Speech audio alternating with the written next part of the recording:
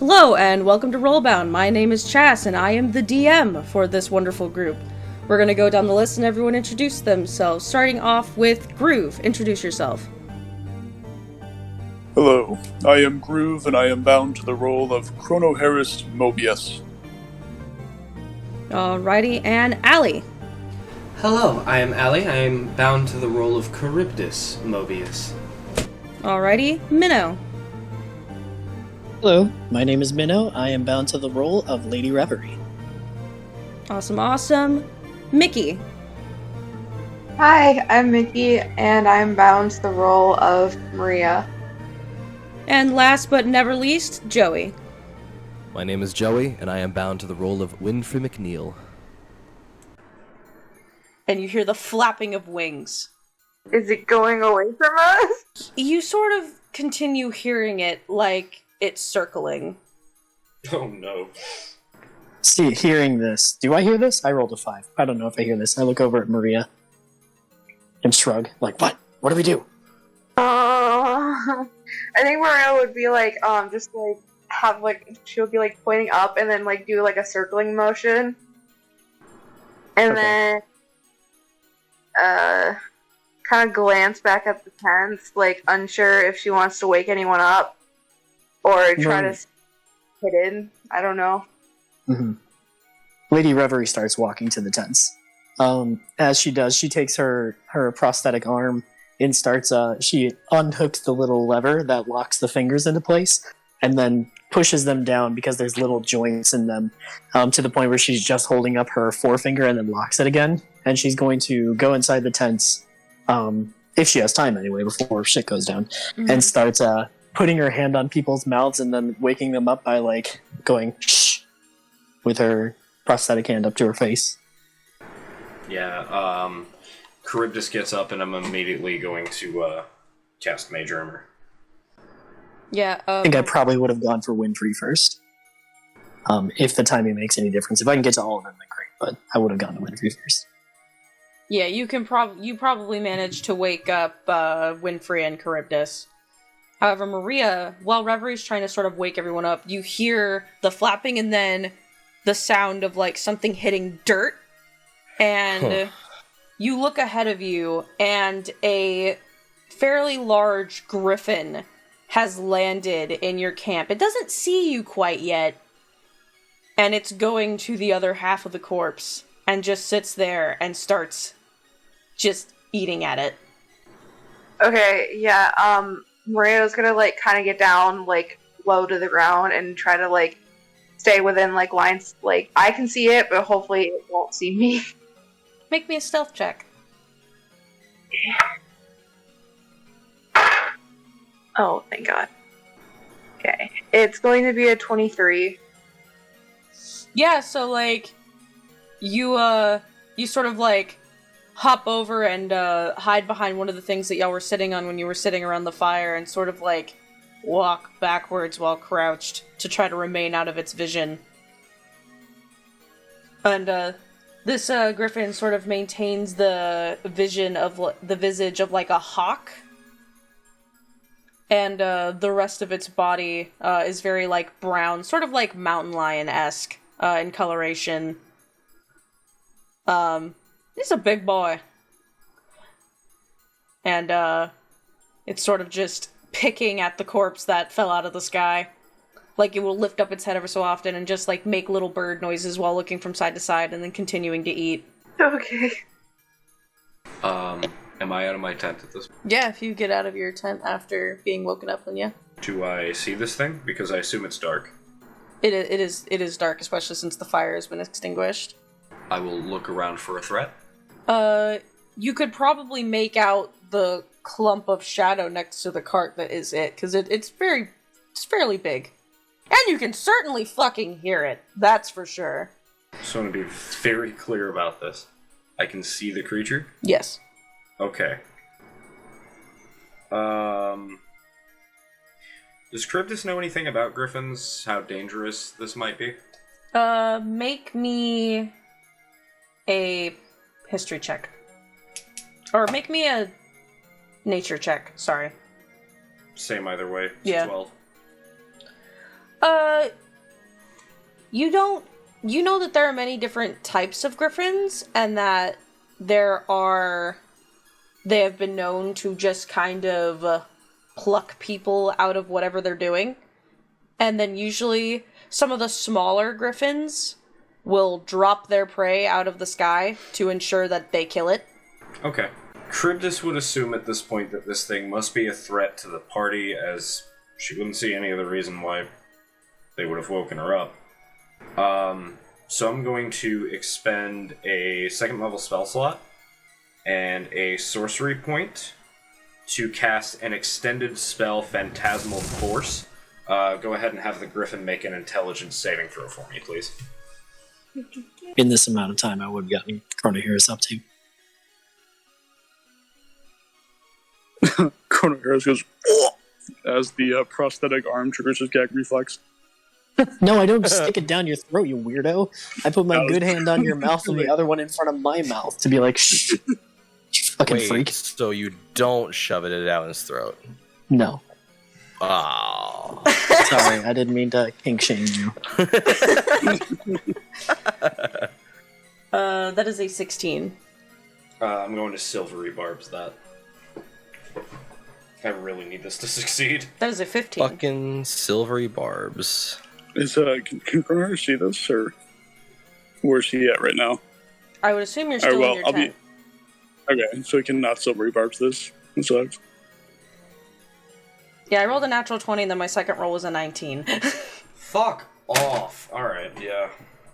This fucking succeeds. But the number I got was a 15. Yeah, her DC is 14, isn't it? I was just making sure that I wasn't misheard You in could any have way. gotten a 14 and you would have succeeded. If that spell does not go through, does that mean there's no sign that it happened? I mean, she didn't subtle cast it. Yeah, components are verbal somatic material, so... Okay, then I can agree that if it didn't happen, it didn't happen. Yeah, it literally doesn't say that it does anything if the target succeeds on the save. So, like, can I just try it again? Yeah, go for it. I'll make another save. Again, Chrono Harris, can you come on out? I'll be in front of you. Hey. Alright, that's a 3 that time. Thank fuck! I rolled a 7. At this point, the griffin will perceive a flaming boa constrictor come out of the ground and then wrap tightly around its body, sort of pinning its wings together and preventing it from flying or escaping. It perceives this illusion as completely real and rationalizes anything irrational that would happen from this illusion's interaction with it. Alright. Should we roll initiative, GM? Yes, you should. There you go. While you're rolling initiative, you see the griffin sort of like flail and screech. Does it take any sort of damage, or is it just... On my turn, it'll take psychic damage, but it will believe that it is being burned. Okay. It's been like 6 hours since we saw the weird house, yeah? Yeah. I want to be very clear, this illusion is only perceivable to the griffin. So to everyone else, it just starts freaking out for no discernible reason.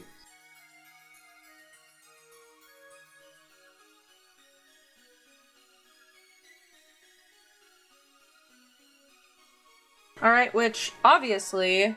Chrono Harris, you're up first. Alright, item interaction, lighting up a torch. And does Phantasmal Force...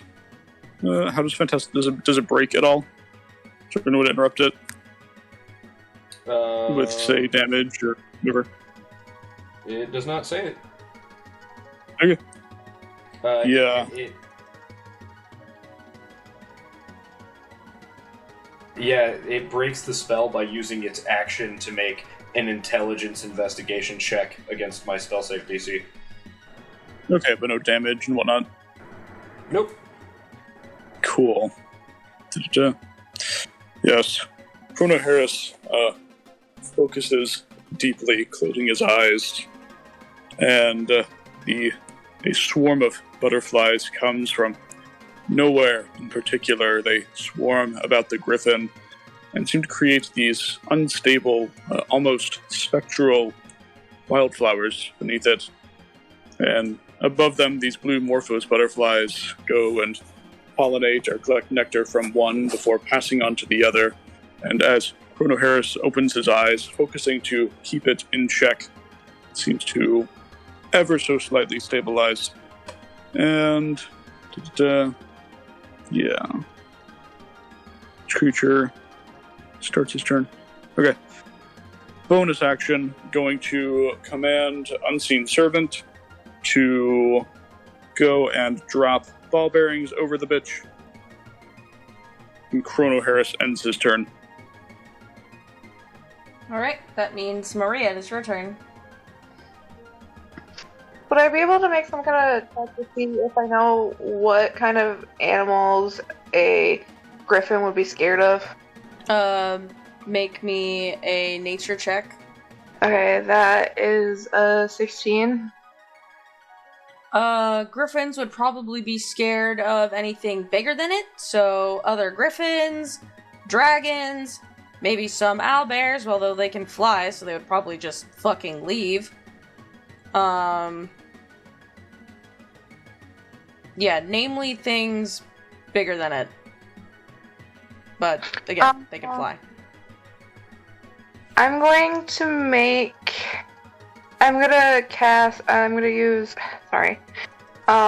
use Minor Illusion to make the sound of like a distant dragon. Alright. That's pretty much it. And that's it for your turn? Yeah. Alright, that means it is the griffin's turn. And Phantasmal Force is not a save or anything, it's just the... It has to use its action to make an intelligence investigation check versus my spell DC. Start of its turn, though, dex save for Web. Dex save for Web. That is a 19. It will succeed. Nothing happens. Alright, now it's gonna make the intelligence check. -4. That is a 13. That does not succeed. Alright. What is its action? So that means Charybdis, it is your turn. First thing that happens on the start of my turn, the flaming constrictor snake seems to start to bite into the griffin's neck. It takes 3 points of psychic damage. For my action, I am going to cast Mind Sliver on it. It needs to make me another intelligence saving throw. Alright. That is a 2. It takes 2 additional points of psychic damage and receives a -4 penalty on its next saving throw. Alright. How hardy does this thing appear to be? I mean, you've done a bit of damage, but it doesn't seem to be, like, super injured by that. Fair enough. That will be the end of my turn. Alright, that means Lady Reverie, it is your turn. Alright, so Lady Reverie at this point, who is kind of crouching down, getting out of the tent, will spring forward, and as she rushes up, she holds out her prosthetic arm, which still has the finger pointing that she was using to shush people, and she will instead point it straight up, and there will be this, the leaves on her shield will all flutter as they turn their deep autumnal orange, and then she rushes up and casts Summon Apricity Scintilla to attack, but the pointing at the sky was her casting Wrathful Smite with her bonus action. 2. This thing isn't restrained. It got out of web, right? Well, I have a question about that, Chaz. What's up? Since it's being grappled by a illusory constrictor snake that it perceives as real, would it be considered restrained? If it's not legitimately restrained, then no. If it perceives that it is, it can behave that way, but it wouldn't actually be. Okay. Fair enough. So no advantage, just to be clear. Yeah. I didn't think so, but well, because good my looking out, argument Allie. is if any of you get close enough and it's swinging wildly, it's still going to hit you if you get into its, you know. Yeah. Cool. I will make an attack roll. Yeah, keep in mind the web is at the edge of the griffin right now, so you are not stepping in it, but it is there. I assume I miss with a 10. Yeah, a 10. I forgot it's AC, so give me 0.2 seconds and I will let you know if that is the truth. Yes, you do. Okay. In that case, the Wrathful Smite stays up, but I do miss on this turn, and I will stand in front of it with my shield out. And that'll be my turn. Alright, that means Winfrey, it is your turn. Awesome. I'm going to start moving up to the griffin, and as I do so, the wounds in the hands, both hands now, not just the one, begin to split open as these long trails of blood seep out, forming the large blade of a greatsword that she then catches with the handle in her right hand. And she's going to try to approach and bring it down onto the griffin. Big sword. Alright, make me an attack roll. Does a 17 hit? Oh, yeah. There's 13 points of slashing damage. And then, do I have any bonus actions that are kind of coolish, I think? I think we'll hold off on using anything for now. That's my turn. Alright, top of the round, Chrono Harris, it is your turn. Alrighty. Have it make me a fucking nothing. Going to Ray Frosted. That does not hit. Chrono Harris bonus action. We'll have Dr. Agartha fly in, give Winfrey the help action, fly away, ends his turn. That means it is Maria's turn. Maria's gonna stand back and have her bow ready, but she's not going to be doing anything.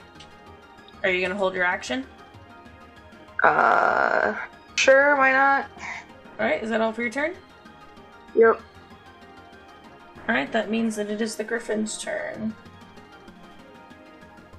Again, it's gonna try to... That is a 15. For the Investigation. intelligence check or the deck save? Intelligence. Do I need to make the deck save? Yes, you need to make the deck save as well. Okay. First and foremost, though, do we want to debuff that check? I think we do. I think we're going to be a lot more likely to keep it with Phantasmal Force than with Web. This thing seems to be physically pretty strong. So am I making the deck save or am I remaking the intelligence check? Yeah, Silvery Barbs, remake that check. Okay, I got a 14.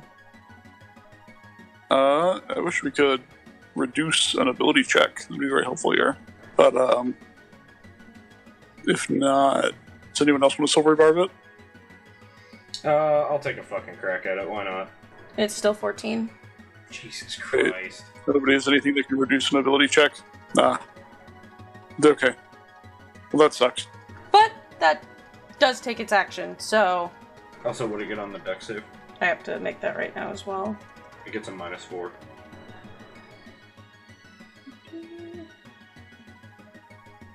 It got a 6. It is restrained. So, as it breaks free of the illusion, it taps one of the butterflies and is going to be sucked into quantum entanglement. Their positions are correlated with each other.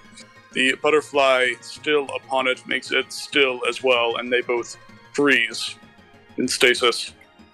It is restrained. Alright, after that, that means it is Charybdis' turn. I'm going to cast Grease in its position. Because it's restrained, it has disadvantage on the dexterity saving throw. Alright. Is it all for your turn? It has to make a dex save. Oh, it has to make a Falls deck prone. save right now. Yeah, and it has Okay. disadvantage. Yeah, that's a 10 on the deck save. Okay, that fails. It falls prone. And because it is restrained, it can't get back up. Alright. I think after that, I'm going to expend 2 sorcery points to quicken spell, and I'm going to Mind Sliver again, have it make me an int save.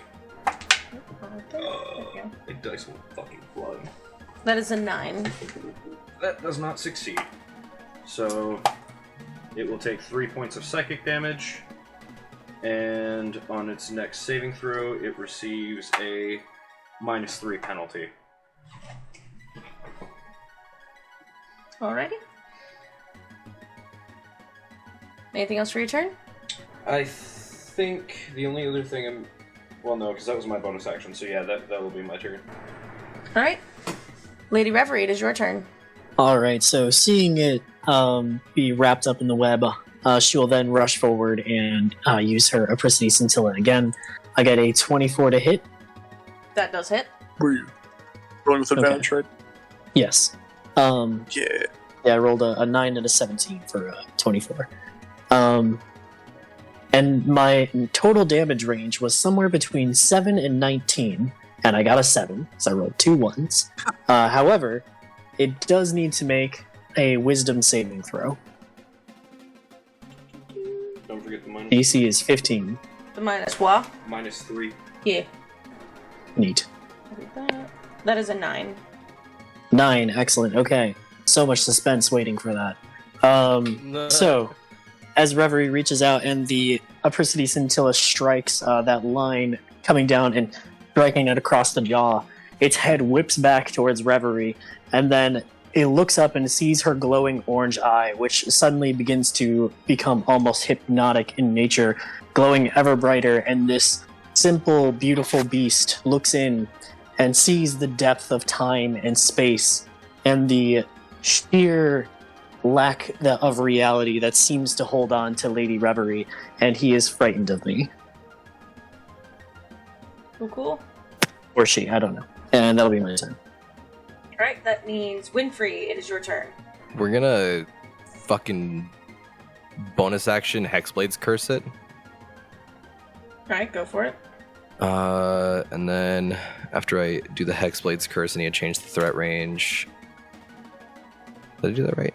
Yeah, I did. Okay, so now I'm going to, now that I have cursed Lay Griffin, I'm gonna swing at it again. Oh shit. Give advantage. Okay, cool. Well, it's not much better. It's a 10 instead of a 9 on a nat 1. Yeah, you do not hit. Yeah. Does not hit. We're not level 5 yet, so I don't have a second swing. That's my turn. Also, that means it is Chrono Harris's turn. Alrighty. Chrono Harris is going to focus intently as the creature remains in stasis, and 2 butterflies in this phantasmal garden are going to flutter out and land on Reverie and Winfrey, activating Emboldening Bond. And then that will be Chrono Harris's turn. Alright, that means Maria, it is your turn. I'm gonna hold my action again. Alrighty. That means Charybdis, it is your turn. I think we're just gonna hit this thing with some more Mind Sliver. Go ahead and have it make an intelligence save. Nope, that's a 4. Okay, it takes 4 points of psychic damage and gets a -1 penalty on its next save. That's all we're doing. Lady Reverie, it is your turn again. So this thing is... Sorry? The Griffin gets skipped. No, it literally couldn't do anything. Oh yeah. You can make a check. It can make a wisdom check against my spell save DC as an action on its turn. I did the rolls. You did do rolls? Yeah. Oh no. Yeah. Okay. How does this thing look? Terrifying. Not having No, a I good mean time. like... Okay. And it's scared of me. I look over at it. I'm going to hold my action, but I will call back to Chrono Harris. Drop the web, let it flee. And I will stand there staring at it, continuing to terrify it with my weird otherworldly presence. But I will hold my action. If this thing becomes a danger to my friends, I will attack it again, Alright. using a Apricity Scintilla. Alright. Is that all for your turn? That is it. Alright. Winfrey, it is your turn.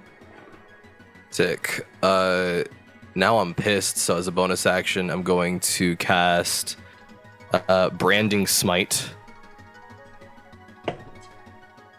I'm gonna swing at it again. Do I still have advantage?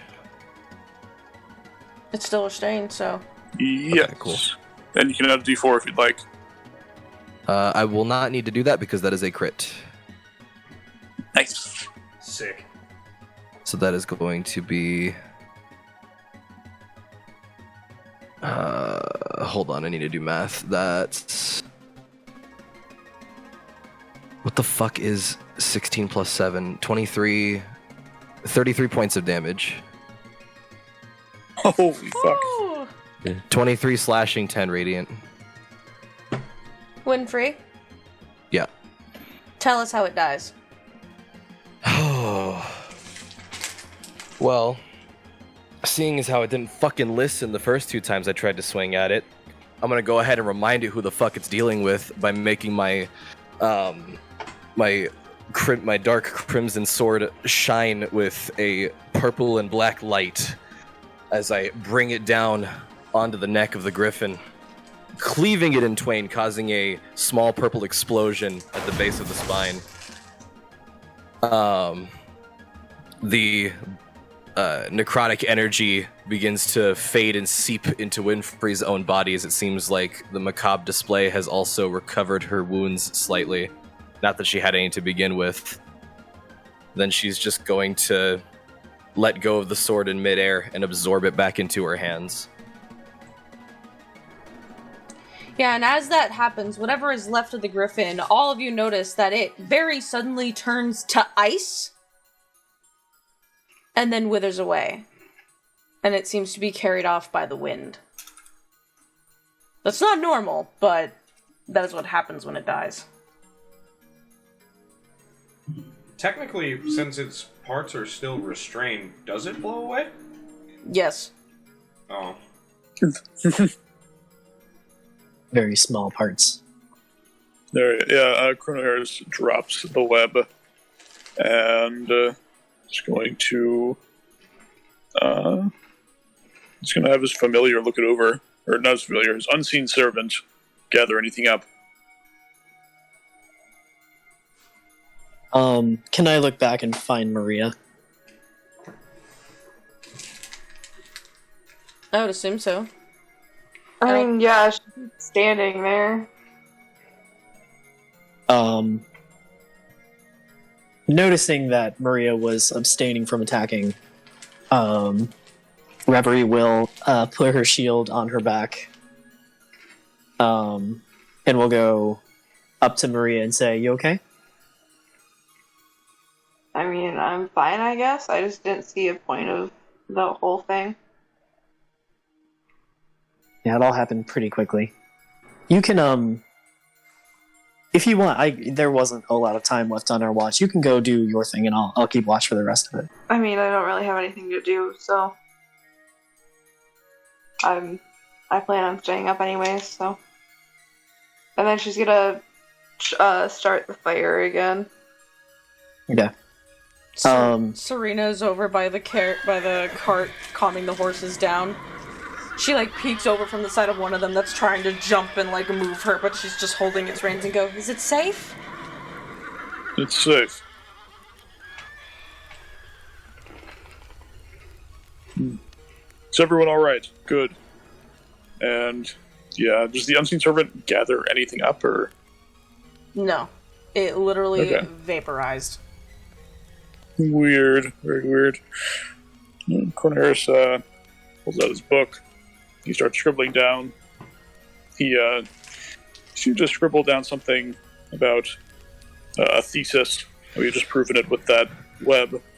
And then he is going to write down what he saw about the griffin. And does he know anything about that?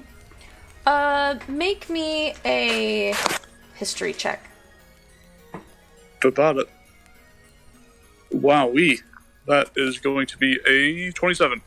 So there is a legend that goes around in Lysince that there is a monster that lives in the mountains that is a gigantic, and I mean fucking just motherfucker of a griffin that is able to do things magical, and it has little servants that it summons that are smaller griffins that aren't real, they're fake, that they send to go hunting for them to bring things back to it so that it doesn't have to hunt for itself. And that is the only reason you could think of that there would be a griffin that would vaporize after it's killed. Oh, and it's just a legend? I mean, it's one of those things where people swear they've seen it, but, you know, then there's people that have sworn they've killed it. Then there's people that have sworn it killed their family. It's another weird thing about Lysince that, like, you know, it could be true or it couldn't be, because Lysince is just filled with weird magical bullshit that is very similar. Yeah. His eyes actually kind of start to sparkle as he's writing this. And you will take one more look for any griffin dust before retiring again. Now make me an investigation check. Oh, gladly. Check. Investigation. Oof! That's a 9. You know what? We're pretty close. Chronal shift. Boom. It's a little better. That is going to be a 19. That's a little better. 10 points higher. Yeah, he doesn't see anything, and then oh, you do. Feeling intense regret, he concentrates on a stellated spiral, which he seems to drift his consciousness towards the edges of, and then he is once again back a little bit. What does he see now? So sort of in the grass, you see one of its claws had fallen off and was completely shrouded in ice and still remains material despite what you think you might know about it. And it's sort of glistening once you like the wind blows the grass a little bit out of the way and you catch it, and you catch its glimmer.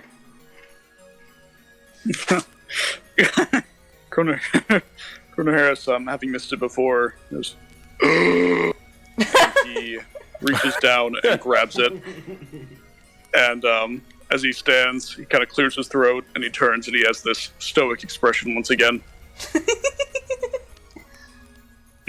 Interesting. He's going to retire to his tent, at which point he will study it extensively. Chris goes the fuck back to sleep.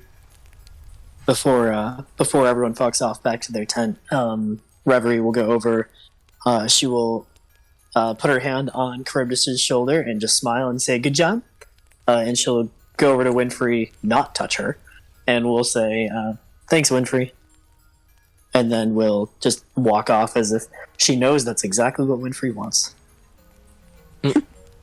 Good.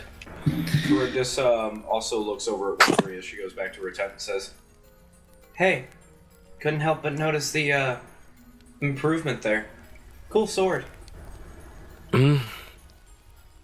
Oh, yeah, well, I mean, no point in just leaving the sword behind now, is there? Figured I might as well make some use of it. Rituals being what they are, I just sort of took it for myself since no one else was going to. Understandable. Thanks. You're welcome. Well, to be honest, I wasn't sure we were going to get that thing before it got free, and seeing what happened last time, we tried to talk first and fight later, and Reverie almost died. I felt it was important to take care of that thing before it had a chance to take care of us. Well, you'd be right. Granted, if we're being fair, griffins, you can just don't be too mean to them. They'll most of the time leave you alone as long as they ain't too hungry. Seeing as I had that deer, might have been one of the only times I could have shown mercy. Well, it also turned into ice and floated away, so I'm thinking we made the right choice. Aye. Anyway, good night, Winfrey. And then goes to bed. Yeah, sure. For the rest of the watch, once the fire is back up and things are calm again, Lady Reverie will sit nearby Maria, not crowding her, and she's also not trying to start a conversation like before. but she is kind of like absent-mindedly humming to herself the whole time. And it is she has no idea what the song is that she's humming. She like occasionally like does a little da da da or a little la la la without really paying attention to it. And then it almost, after a little bit of time, it seems like an eye just kind of like hits her and looks over to Maria and says, "Will you play a song, please? Just something quiet. I feel like it would help." Maria will be, she's kind of like just absentmindedly like looking around, and then she'll look to you as you start talking, and she's gonna sigh. Sure, why not? And then she's gonna pull out her pan flute and just start playing a soft tune. Kind of cheerful, but also with like an underline of like just like a calm, like kind of sad, but also cheerful at the same time. Upbeat and melancholy. Let's go. Yeah. I'll go ahead and I'll do like little hums in the background, just sort of melodizing. Melodizing? Is that a word? Melodiness. Melodizing. It would be harmonizing. That's the one. Thank you. One of those words. And I'll just sort of like lightly harmonize with you, but never taking your thunder in that regard. Just enjoying the little bit of time before the watch ends. With his 2 waking hours out of the 8, Cronaris will appraise the claw if possible. Yeah. He is just looking at it. Make me an Arcana check. Boom! That's going to be a... 19. So, Colonel Harris, you are sort of like turning this thing over in your hands, and you know, you feel like if this were implemented into something, it would probably be able to absorb a little bit of the cold, if you catch my drift. Okay. It by itself, not so much, but you can tell that if you used it for such a thing, probably. It itself seems to take in the cold around it. Huh. Which makes the object itself colder. 2 sessions time, Lady Reverie is going to be Lady Chicken. Whoa. What? I don't Chicken like claw. how often you talk about me becoming your food source. Yeah. Colonel Harris stashes this with incredible caution, and yeah. Does anything else happen, or does the night pass semi-uneventfully? Do any of you else have anything you want to resolve before the long rest ends? No DM. Alright. Lady Yeah. Reverie falls asleep on Maria again. Yeah, by the time you are supposed to rise, it's still not light outside yet, but it's early enough for y'all to keep going. For food, Colonel Harris will... does anyone want a good berry to eat? This floating blue mote tastes like sugar and carbs. Charybdis will never refuse one of Colonel Harris's motes. Okay. If you don't want to consume a ration, just let me know. I'll take one if you're offering. I'll make sure that No. everyone else who wants one. Okay, I will eat a ration. Yeah, no, I'm kidding. Yeah, alright, yeah. You get one. Referee. Anyone else? Going once, twice? I'll take 3 one. times. I'm kidding. You're handing out good berries? They're like little blue motes, and they taste like a very simple candy, kind of, just sugar and carbs. Oh, okay. I mean, yeah, I'll take one. Okay, they'll keep you fed for the day. One more. Anyone else? Once, twice. I'll take mine and I'll offer it to Maria.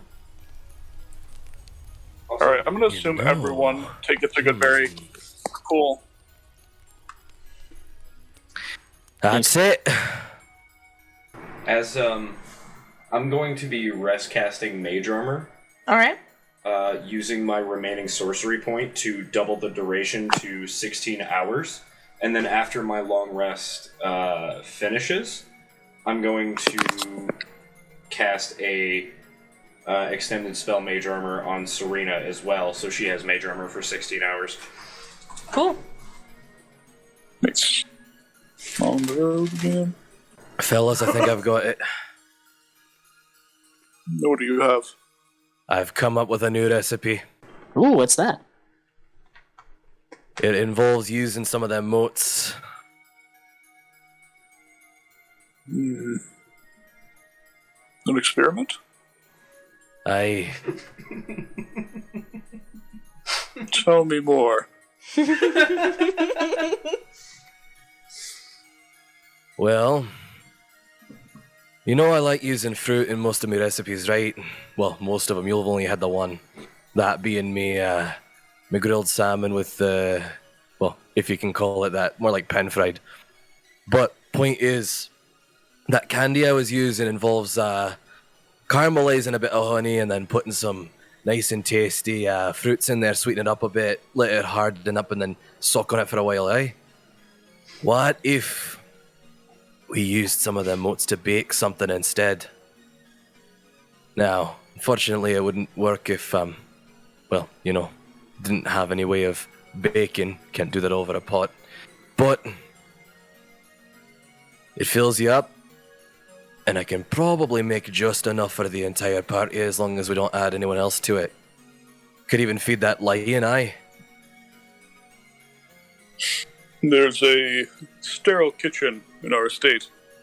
I will allow you entry for this purpose. Yeah, Is and there Cronair anything is going to that's- start. What's that? If there's anything that's gonna get me to like you folks, it's gonna be letting me cook for you. No, I Don't don't piss plan to me eat off by anything. saying it tastes like shite. Well, I doesn't. won't be eating it, so you don't have to worry. Yeah. With a little glitter in his eye, he's going to start writing down the workings of an experiment, the hypothesis and whatnot. But Serena perks up and she like tilts her head to the side and goes, "Does that mean we're stopping at your estate before we reach our location?" She like kind of like looks down as if she is trying to envision a map in her head, and she's like, "I actually don't know if your home is closer than wherever we're going, actually." We're going to visit the Crowleys, so it's fairly close by, but either way, I think it would be more appropriate to arrange a meeting with the Crowleys from a more official location. Oh, what does that entail? I guess I should ask. Well, first we send them a letter. I have one in particular. And, likely the meeting will take place at our estate. We will negotiate passage into the catacombs that they owned, and see what we can find down there. So we arrange a more formal meeting with them first rather than meeting them face to face? Of course, it's only good manners. Protocol must be observed. Understandable. So we're heading back to where the two of you reside first? Precisely. Fair enough. It's That a lovely does- place. I think you'll enjoy it. That does cut our journey back a little bit than what we originally all spoke about, so that's helpful. Also, I think my brother and I would just like to spend a little bit of time at home before we go off to some place that, until recently, we weren't sure existed. I need to check the library. Oh, your estate has a library? Yes. Fancy. I'd be more surprised if I didn't. Sadly, I don't think Chronohairs will permit most of you to enter the library, but nonetheless, it'll be a good place for research. No, we'd have to set aside a very small area for visitors. I like that you emphasize small. Like, we're gonna have to set up cost the small partition for you. You walk in and it's like the mud room, and there's just a wall built up. You actually go into the bathroom that's adjacent to the library. It's the coat room, and they're like, bathroom. Closes the door, it doesn't open. The coat room, like, you can hang yourself from these, please. Thank you. We'll come collect you when it's time. We're going, though. Oh, yes. We're going. I have a weird question, Chess. What's up? If I use enhance ability for Bull's strength, enhancing the carrying capacity of these horses, could we hypothetically get there faster? I guess technically, because since they wouldn't have as hard of a load, they'd be able to use their stamina less for carrying and more for speed. Alright. I think in that case, I'm going to expend a second level spell slot and 2 sorcery points. Mm-hmm. And yeah, cast enhance ability for Bull's strength.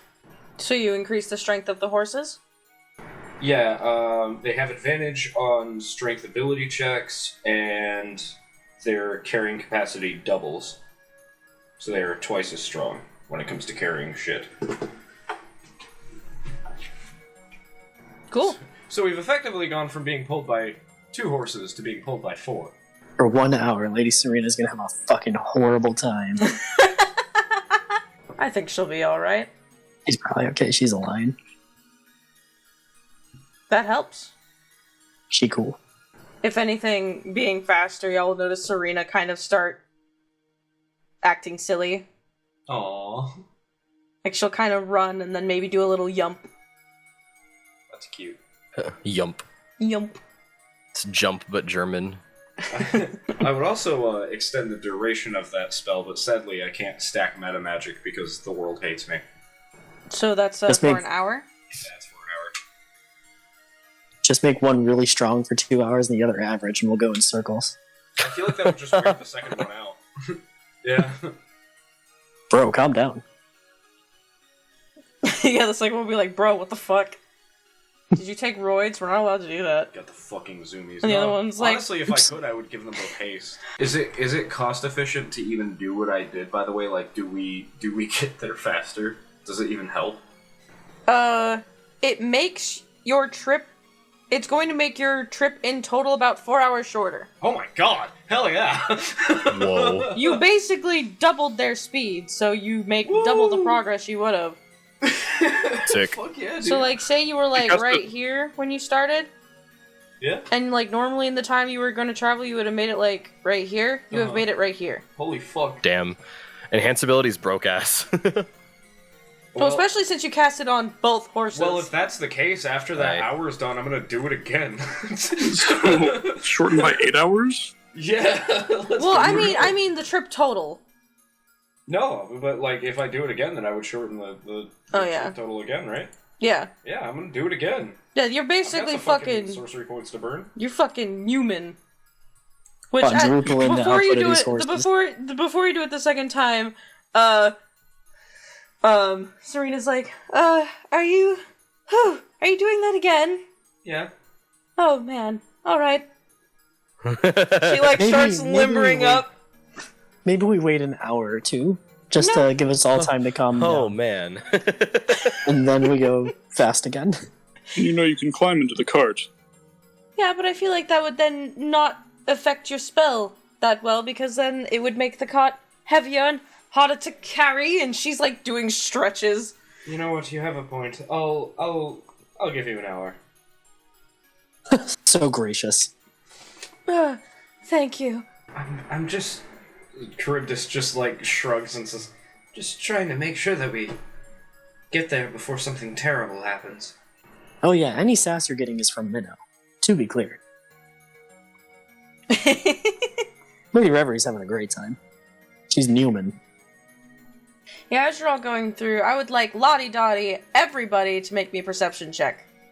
I'm not good at those. Perception. 13. You put the rolls in chat for me, please. Oh my lord. You're fine. I'm like 2 feet away from you. I'm gonna do it anyway, just because you told me to. And I like listening to you. Maria, Colonel Harris, as you're sort of traversing through, you're now straight up in the fucking snow, by the way, and you're passing by the mountains that are basically what's blocking you to a full-on clear shot into Wintersbane, where the Mobius residence lies. There is a fast-paced but light snow sort of falling down. Not quite sleet, but like, if Lysince could possibly get any warmer, maybe, but most likely not. The lands are dotted with what look to be cherry blossom trees, except rather than being pink, they are purple, and some of them have fruit coming down from them, along with the regular fir trees covered in snow. Lysince is very, I wouldn't say barren, but you'll see nature, and then you'll see the trees, the shrubbery, but other than that, it is just snow and mountains. You will see maybe the occasional fox, maybe the occasional stoat, but other than that, they usually go hide back in their snowy burrows. However, with your perception, you're sort of like skirting this mountain. Obviously not on the mountain, you're not on difficult terrain, but you are going around it and it is very much present. Colonel Harris and Maria, you sort of look up and you see a shadow sort of lumbering in the mountains. And you do hear a rumble. Some rocks, not big ones, they wouldn't damage your cart in any way, but sort of fall from the mountainside and sort of roll until they meet your path. Again, not big enough, you could literally just walk over them. But you hear a sort of growl coming from the mountains. And then you see a large shadow pass over your cart and then disappear. And it seemed that while you were sort of making this acquaintance with whatever was causing the mountains to literally shake, it was colder in the area. But after the shadow passed over you and disappeared into the mists of the sky, the snow sort of eases up a little bit, being at a gentle fall now. That's worrying. Colonel Harris is going to have Dr. Agartha stop acting as his intermediary to learn to drive a cart and fly up at a very low altitude and keep watch. Yeah, as you sort of round a bend of the mountain, and the horses suddenly start freaking out. They rear on their back legs and start trying to, like, back up as if they don't want to go forward anymore. I mean, they start freaking the fuck out. Serena sort of runs forward and goes, "Hey, calm down," trying to calm down the horses, and then you see her, Colonel Harris and Maria, since unless you two are at the front right now currently, right? I'm correct on that stance? I believe so. Yeah. Your vision is slightly obscured by the horses starting to freak the fuck out, especially, Maria, make me an animal handling check. Did she? Okay, there you go. It's a 14. Yeah, so you're managing to keep them from throwing the cart around, but you are having a lot of trouble trying to get them back in order. You're doing it enough to keep them from destroying your mode of transportation right now, but they are freaking the fuck out. And once again, as you're watching Serena try to calm them down, you see her look forward and go, What's going on? We should back up a bit, and then you'll want to see this. Let the horses get out of the sight. 'Cause and like one of their hooves kind of meets her chest a little, and she backs up and falls in the snow and goes, "Ow!" Colonel Harris, does Dr. Agartha look up and ahead, looking through his eyes? What does he see? You see, so along some of the snowy wastes, Wintersbane is about a good 30 miles away, so this is not the city proper, but there are small little outlets for things like miners, etc., that take the form of small, almost unnamed villages. And up ahead, you see one of those little encampments, and every single one of the tents and buildings is shrouded in crystallized ice. And there is, to be frank, viscera and snow and blood and ice everywhere, and broken down buildings. There would be fire, but the snow contains it.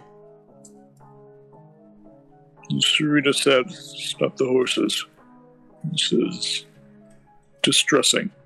Once the horses are stopped, he is going to hop out of the cart and begin kind of quietly, hopefully with the party, trotting up to investigate.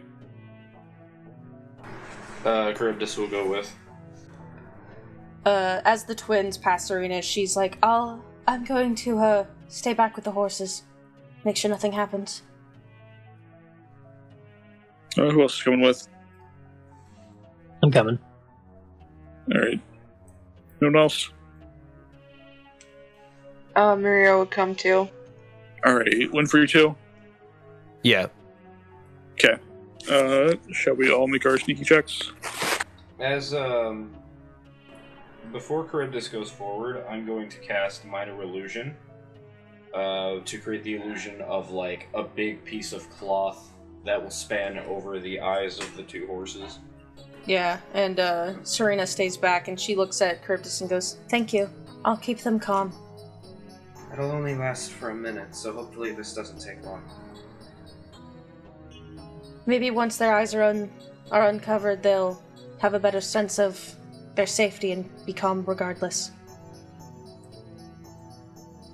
Charybdis nods as she follows everyone else.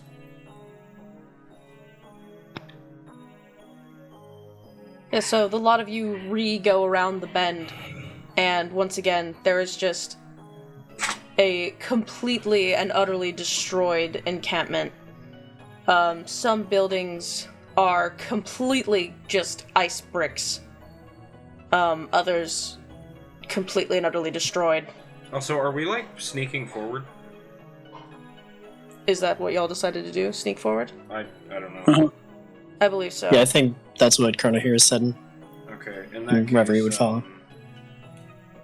In that case, second level spell slot on Reverie to give her Cat's Grace. She's going to have advantage on dexterity checks. And I will roll stealth. That's pretty good stealth. Minnow, do you just want to go back to that other check? Which I assume you made a disadvantage and remove the disadvantage? Yeah, I just rolled again, just to make it easier, because Yeah.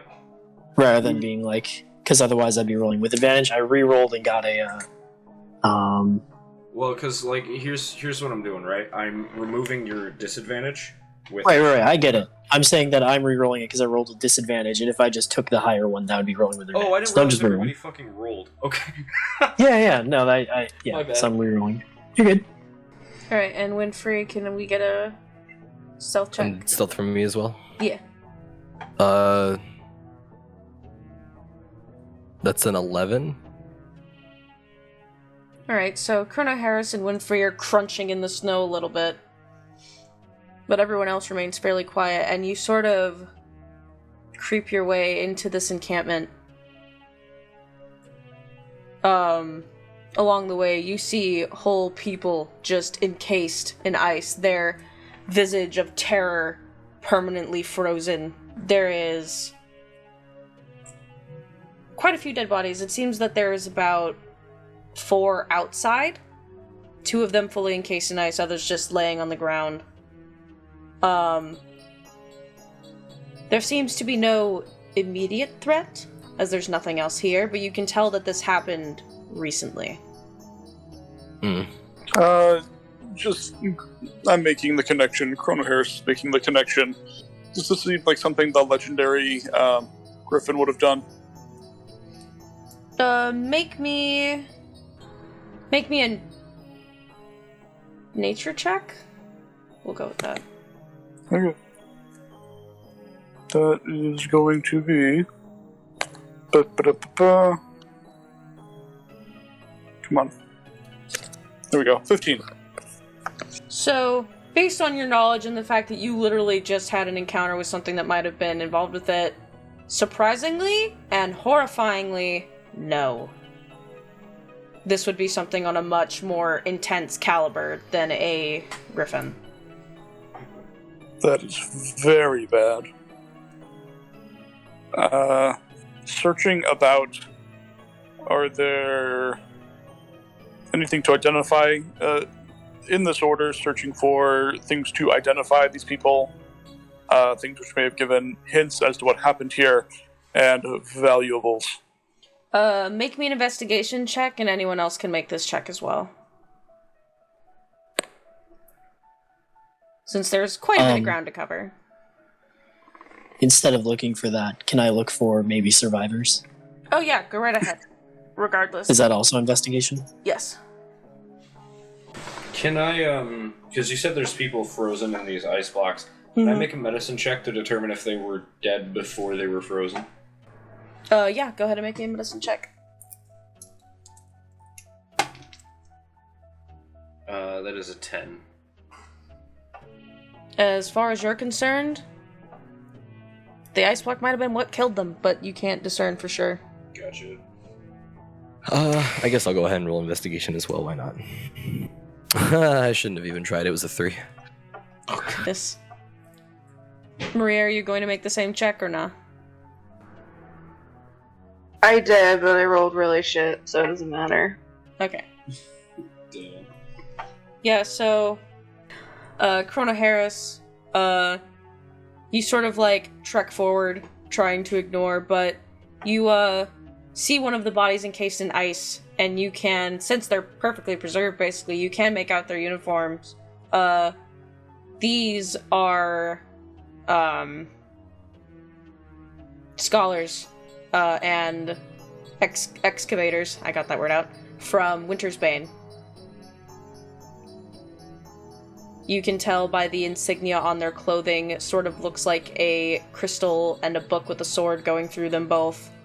Kind of in like a little crest, and their uniforms look very close to like what a lot of the people in Winter's Bane wear, has their colors. And again, with the familiar insignia, these are the people that basically go out and collect materials and do research in the nearby mountains, the one that you are currently coasting. And you know that these encampments are set up, you know, and belong to really any of the cities. They're kind of spread out between. And a lot of the people that do research for them usually live there for about a year, and then the staff, quote-unquote, rotates. It's like a mini village. Okay. Got it. Is it clear what they were investigating or excavating? When you look at the sort of side of the mountain, you can see that a dig was started, but barely started. And you can see that there are, like, crates filled with just, like, rock, like quarry stone, but, like, they hadn't found anything valuable yet. You can probably hypothesize that they were going to start a dig here. But most of the buildings are destroyed, none of their documents made it. Are there any, like, big-ass footprints? Wow. Alright. So, started a dig, got attacked by something. You said all their documents are destroyed? Yeah, like... At this point, Chrono Harris would want some sort of ID to give to people, as well as any spell books or scrolls. The ones encased in ice are, well, encased in ice, but those bodies on the ground, again, gross, since some of them are ripped in half and you can't even see their faces. You can collect some of their identification, albeit a little bit damaged from being in the snow, or covered in blood. But those in the ice cubes, unless you tried to somehow excavate them. And then you do find a few spell books, no scrolls, a few potions. I'll write those down in chat for y'all, since we're getting close to time anyway. And then there's also a few weapons. Not very many. There weren't many people of martial status here, and then a fuck ton of excavation equipment. Got it. to answer your question, Charybdis, there are no indications of whatever attacked them touching the ground. So would it be reasonable for Charybdis to assume that they got attacked by something big-ass and flying? Yes. We need to warn someone about this when we get in town. Charybdis, can you help me here? Yes. Coming, brother. And Charybdis will assist Colonel Harris in whatever he needs. Yeah, Yeah. Oh, go ahead, General finish your stuff, thought. and I'll put her down. Alright, in that case, yeah, Colonel Harris is going to get as many scraps as easy as he can, and try to use mending to piece them together with Charybdis' help. Colonel Harris, as you're sort of collecting things, you do... Like, when you get close to one particular destroyed building and you're sort of collecting some of the things, you do hear a... help! Help! Oh, shit. Running for it. Charybdis does too. Yeah, you approach a building and you see a person, drow in nature, well, in race, I should say. They have half of their face is literally covered in ice, and their already dark, sort of purple-tinted skin is starting to blacken with frostbite along the edges of their nose and lips. And, you know, you can see the dig marks in the snow where this person had obviously been trying to claw their way out, but are crushed under the weight of a building. Oof, Oh, they're man. still alive. Yeah, that's no bueno for sure. You could definitely call them alive. Do I? Can we see Does- Reverie from where we're at? You see Reverie? Yeah. Oh yeah. The buildings are kind of arranged in a circle, so if y'all are just kind of going in between them, you all have sight on each other at all times. Yeah, I think Charybdis at this point will pull out the wire sphere, flip it into a staff, concentrate on this individual in the building, and then just slam the staff into the ground. I'm going to vortex warp this individual into the arms of Reverie. Yeah.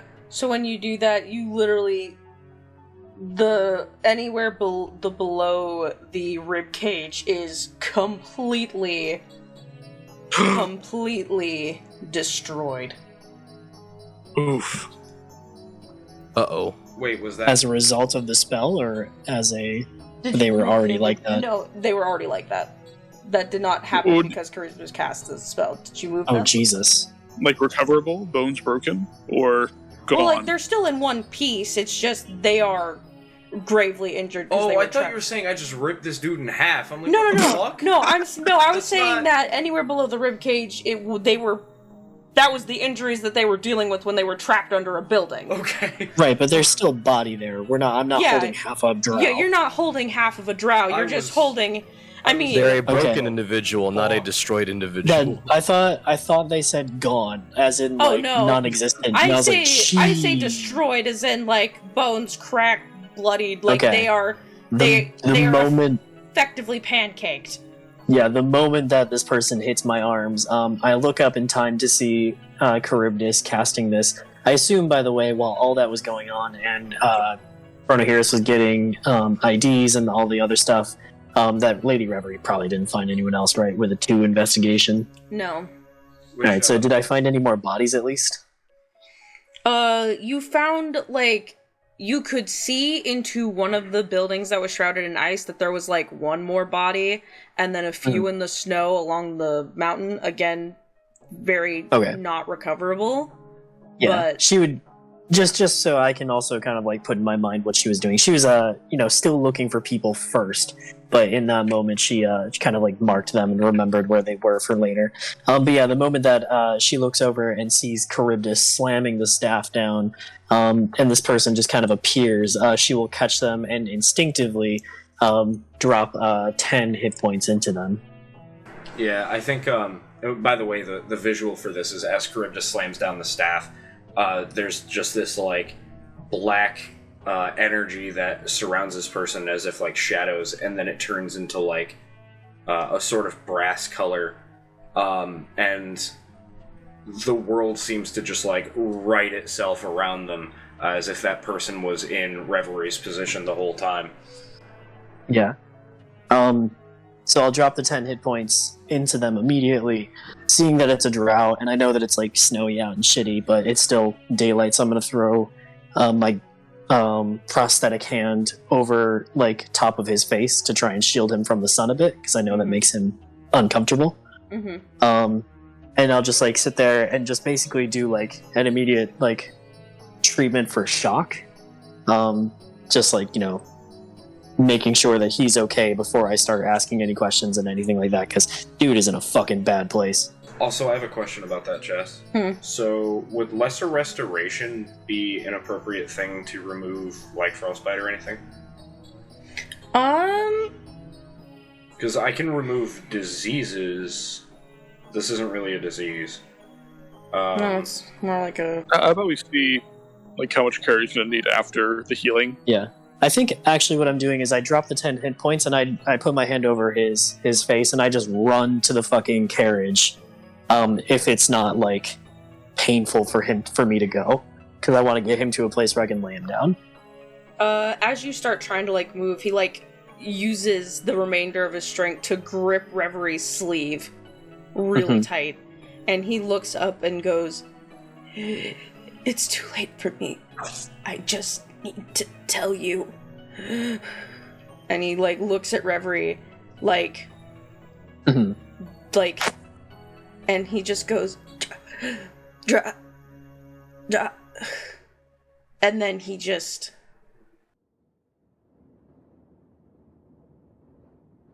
I give him 10 more hit points. I know it's probably too late anyway, but Reverie's trying. Yeah, he can't get the word out, and then his hand just falls limp.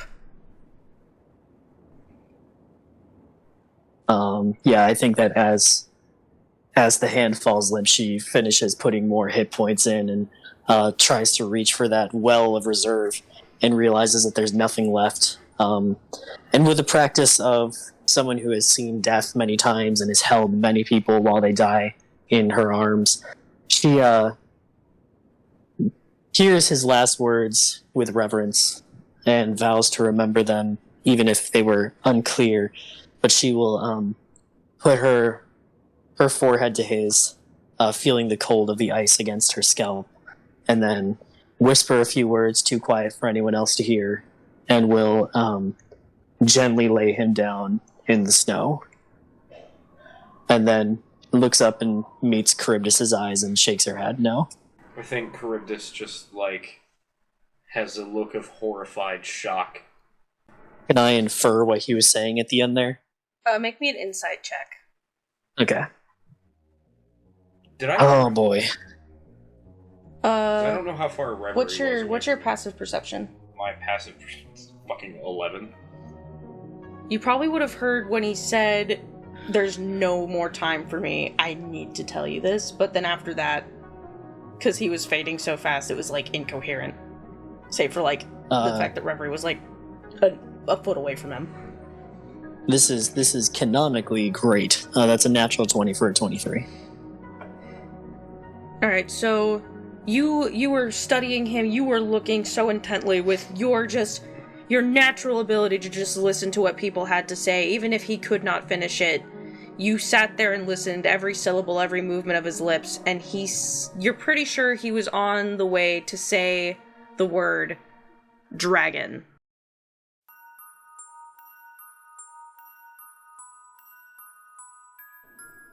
And the snow falls over a series of very unfortunate events. Hey everyone, this is your DM speaking, and thank you so much for watching episode 14 of RollBound. RollBound's episodes will premiere every Monday on both YouTube and Spotify. Be sure to follow us on Twitter at RollBoundPC for more updates, TTRPG content, and most of all, memes. RollBound's content book, Chasta's Guide to Kelmar, is also in the works and set to debut in late 2022 to early 2023. Updates about that also on Twitter. Tune in next time as our adventurers try to cope with the unfortunate display of the state of the encampment outside of Winterbane and reach out in hopes of an audience with the Winterbane's council as well as the Crowleys. See you next time.